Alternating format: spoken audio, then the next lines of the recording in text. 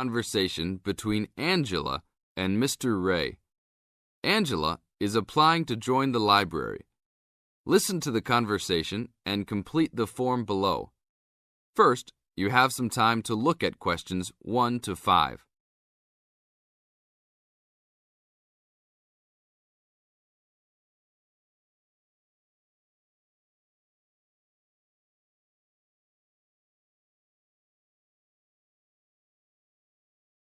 Now we shall begin. You should answer the questions as you listen, because you will never hear the recording a second time. Hello, how can I join the library? Well, you need to make an application. Would you like to do it now? Yes, if I can. One moment and I'll get the form. Now, I just need to ask you a few questions before you sign at the bottom. Okay. Your full name, please. Angela Mary Price. Price? Yes, that's right. Okay. And your address? Apartment 3, 86 Bridge Street, Pimlico. Bridge Street. That's just near here, isn't it? Yes, not very far. Good. So the postcode must be 2065, right? Yes, that's right. Now, your telephone number. I need both home and work if you have them. My home number is 8763-5142, and work is 8456-1307. Do you need anything else, like ID or something? Yes, your driver's license will do, if you have one. Right. It's easy to remember.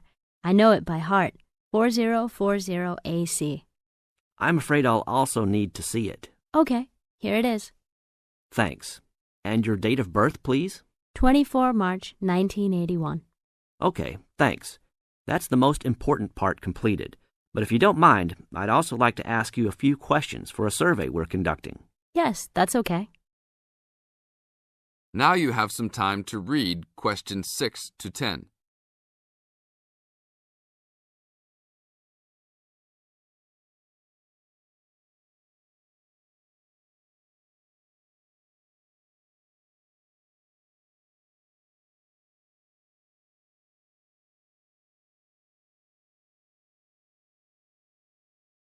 As the conversation continues, answer questions 6 to 10.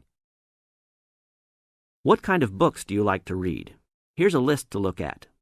Oh, it varies from time to time, but I always like to relax and learn about other countries I might visit one day. I don't like anything too heavy or serious, unless it's about animals or the environment. I'm not really into sport very much. Anything else? Well, I do like entertaining at home. You know, dinner parties. So I suppose you'll have something for me in that line. The pictures in those books always make me hungry, although they never seem to turn out exactly as they look in the books. Fine. I think that's all I need now, except I need you to sign here on the application form. Oh, and I almost forgot. The membership fee is $20, which is refundable if you no longer stay a member. There you are.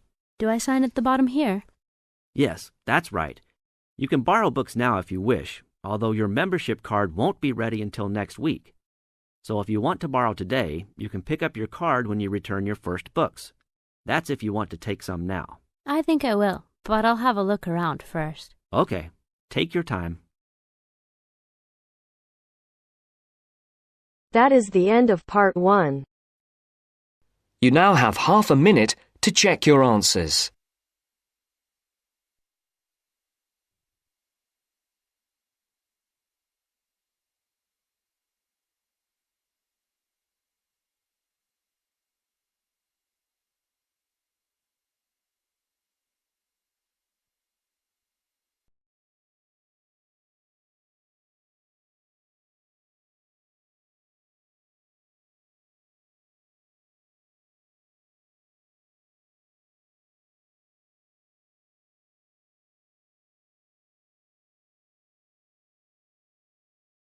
Now turns to part 2. Part 2. First, you have some time to look at questions 11 to 16.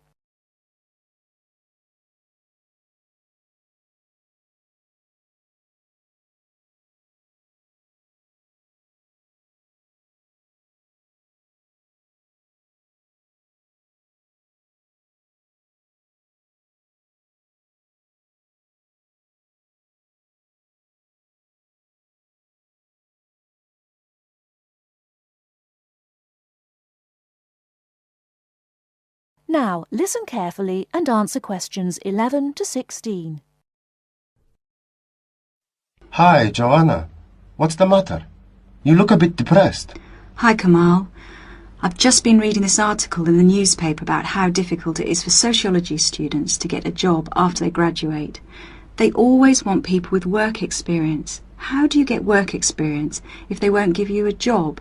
It's an impossible situation. Yes, I know. It's a real problem.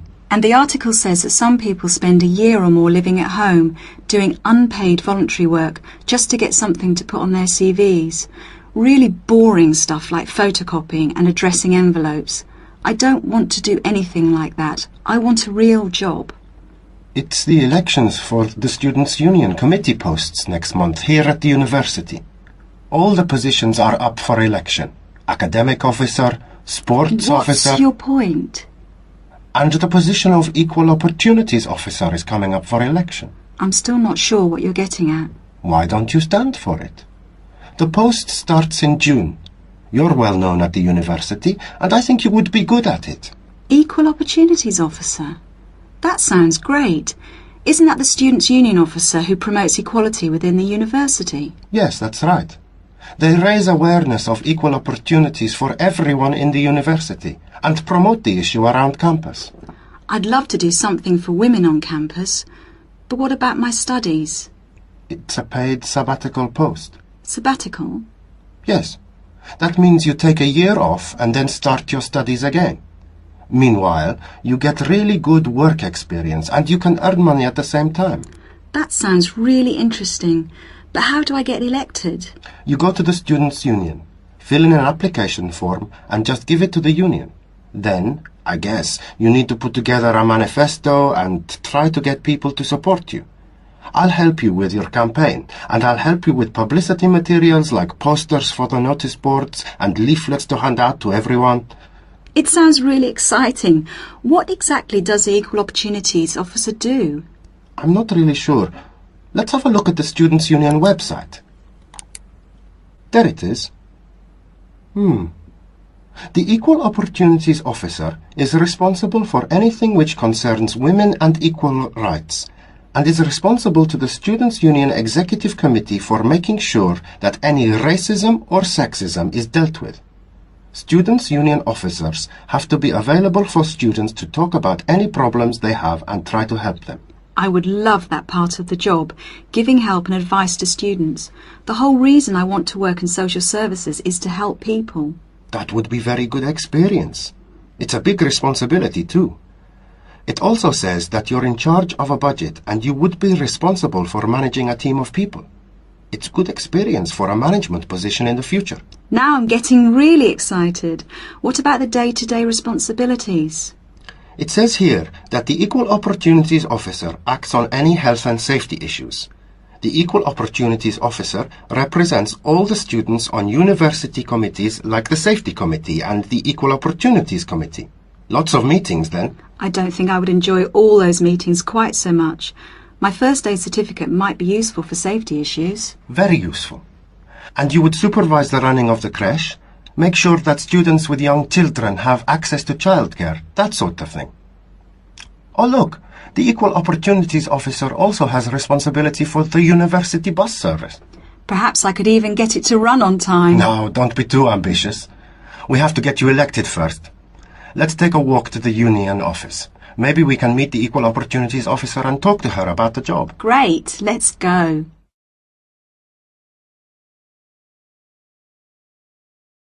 Before you hear the rest of the talk, you have some time to look at questions 17 to 20.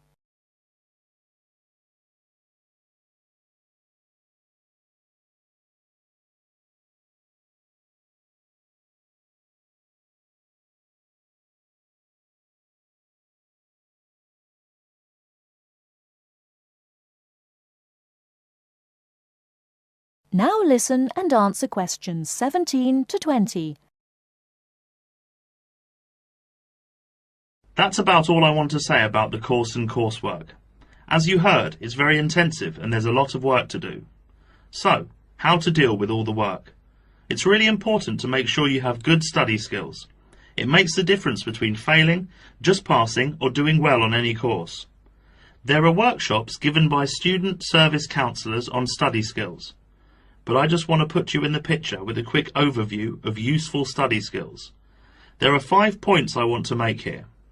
The main thing is to get organised.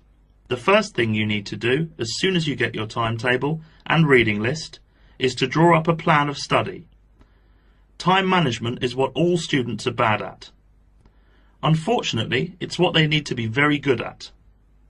Make up a timetable and put in all the things like lab work, lectures, seminars and tutorials that you will attend. Make a note of exactly what work you will do for each of your courses. Where do we get that from? Your lecturer will tell you exactly how you will be assessed at the end of the course. Make sure that you add in time for reading, preparing seminars and so on. Put deadlines into your study plan and put these deadlines into your computer to remind you when they are. With deadlines, you need to be realistic and know yourself. Are you the kind of person who leaves things to the last minute? If you are, make sure you remind yourself about deadlines well in advance. Don't leave things to the last minute. That sounds like me. Aim to have a balanced life of academic work, a paid job if you need one, and social activities. As a rough guide, you should be doing 40 hours of academic work per week, and 5 to 15 hours for a part-time job, no more. The second point is don't be late or miss lectures. Remember, the person giving the lecture is probably the same person who sets your exams. In lectures, you hear information from the person who will be testing you on it. You will take much longer to gather it from other sources. Classes offer an opportunity to ask questions about difficult material, and you won't miss extra information. Thirdly, make sure that you regularly reread your notes from lectures, books and handouts. This will help you remember what you have done. Finally, 2 more important points. We expect you to work long hours on your own.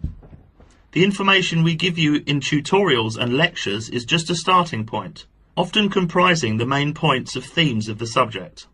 After this, it's up to you to go into detail about the topic and be familiar enough on certain points to give a seminar on it if asked. The next and last point is this. You need to think about what you read and any information you get on a topic. We are looking for students who can evaluate material critically, students who can think critically. Students who simply read and remember information do not make as good progress as students who think about the subject and form their own opinions on it, based on looking at the subject from all points of view. So we are not just learning facts and figures. Facts and figures are an important part of learning, but not the most important thing. It's what you do with them that is critical.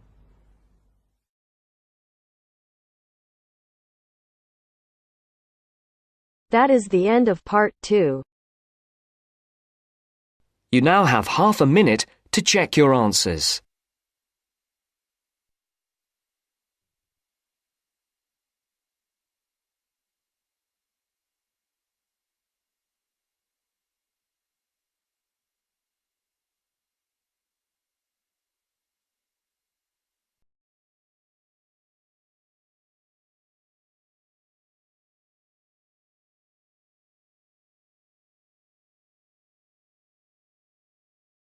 Now turns to part 3. Part 3. You'll hear 2 university students discussing a social science lecture they attended. First, you have some time to look at questions 21 to 24.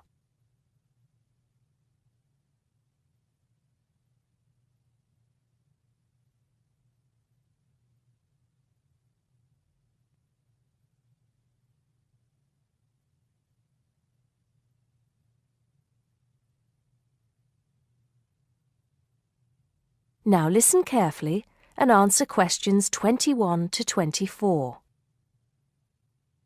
Did you go to the first social science lecture yesterday? Yeah. Didn't you see me there? No. I was trying so hard to understand the lecturer. What didn't you understand? A lot of it, really. For example, he said we needed to study history as part of the course, but I didn't get why. You probably missed it. He said early on that we need to learn from our past mistakes. Right. But he also said we need to put ourselves in the place of our ancestors. Why is that? I think the point is that it's not enough to know how they lived and what they did. We need to know what they thought. I see. And I've written transferable skills in my notes next, but I have no idea what that means. If you study social science, you learn skills that you can use in a job. Oh, right. Is that all? Okay, but why is that? The point he made was that in studying social science, you use a flexible and adaptable approach to learning.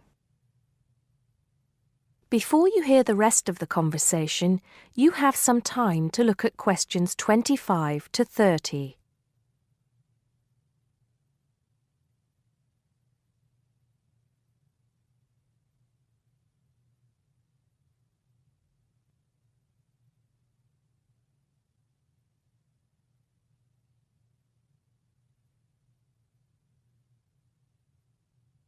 Now listen and answer questions 25 to 30. He also kept mentioning all the other subjects we will need to study as part of the course. I didn't write them all down, did you? Some of them. I think I can make sense of my notes. The first one was anthropology, which he said would cover prehistory and archaeology as well. Okay. Then there's economics. I wrote down that this was not meant to mean that we will spend all our time looking at economic theory, but more that we need to see how humans behave. That's good. I don't think I could handle economic theory. He said something about education too, didn't he? Yeah. He said we'll be looking at how cultural information is handed down from one generation to the next through teaching children. He said we'd be focusing on geography too, but I can't really remember which aspects. Can you? I noted it down, I think. Here we are, yes, particularly in relation to urban planning.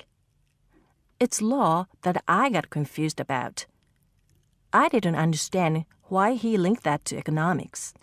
I think he meant that laws affect the way wealth is distributed.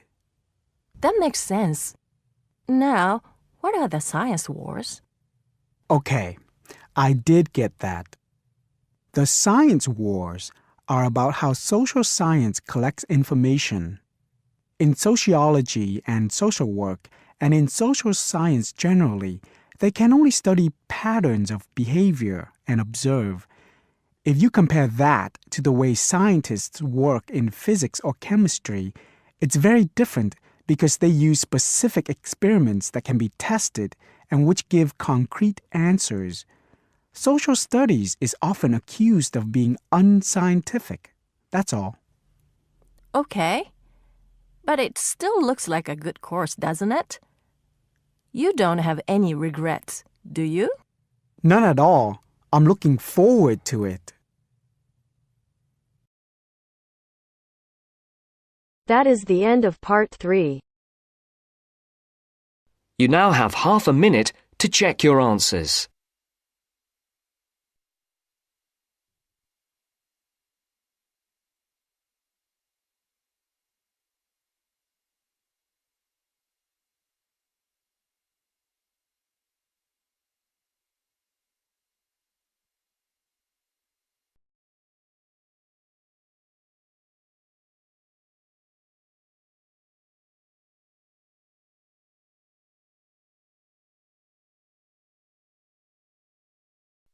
Now turns to part 4. Part 4. Listen to the following talk between two friends and answer the questions with no more than 3 words. First, you have some time to look at questions 31 to 40.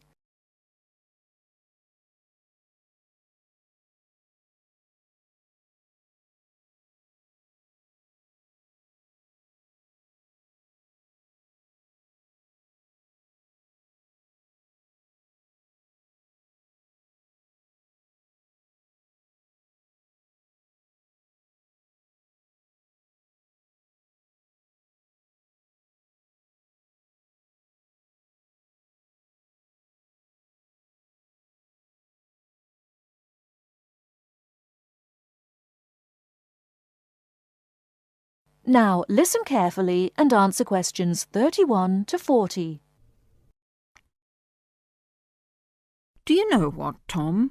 It won't be long before we'll all be travelling to space in a cable car. A cable car? What do you mean? A sort of skylift?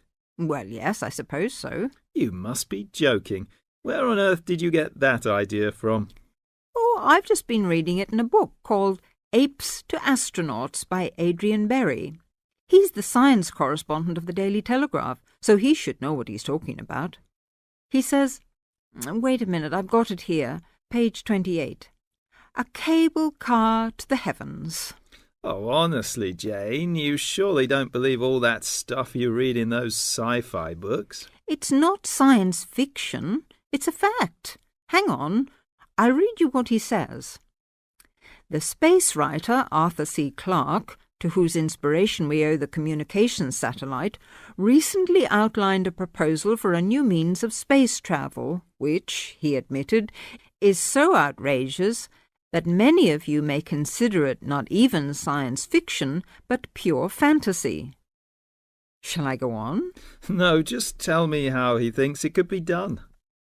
Well, it sounds quite simple, really. One end of a cable, 23,000 miles long. How long? 23,000 miles. Do listen. One end of a cable, 23,000 miles long, would be attached to a point on the Earth's equator, and the other to a satellite in geostationary orbit. So? The cable would be absolutely tight between the 2 points, and the elevator would travel up and down, carrying people and freight. According to Arthur Clarke, it's the only way to travel in space without using rocket engines, which would make it much more economical. I wonder if it would be more comfortable. It sounds pretty uncomfortable to me, and heaven knows what speed it'd be travelling at. What would happen if the cable broke? Oh, he explains all that.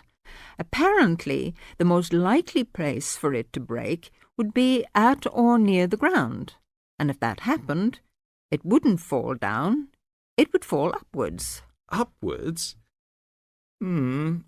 Yes, I suppose it would. Yes, sounds funny, doesn't it? Something falling upwards. Anyway, it wouldn't matter too much either if the cable broke away from the high end. It'd remain rigid until it could be reattached to the satellite. I don't quite see why. Well, it would be the pull of gravity from above. Anyway, who'd want to be stuck in an elevator attached to a rigid cable thousands of miles up in space? I suppose he doesn't say what would happen if it broke in the middle. Actually, he does. He says it would be dangerous if the break occurred at any altitude up to 15,000 miles, because the bit attached to the Earth would... what does he say? Oh, yes. Collapse and wrap itself around the equator like a whiplash. Whiplash? You know, the long bit of cord or leather on a whip. Anyway, even that would only be really catastrophic if the cable was made of steel or some other metal. Metals are much too heavy. The cable would have to be made of some material capable of suspension without snapping. But I thought you said the cable would be 23,000 miles long. I did, but the 3,000-mile breaking length is because of gravity. Well, all I can say is you'll never catch me going to space in a cable car. I'd rather keep my feet on the ground, thank you very much.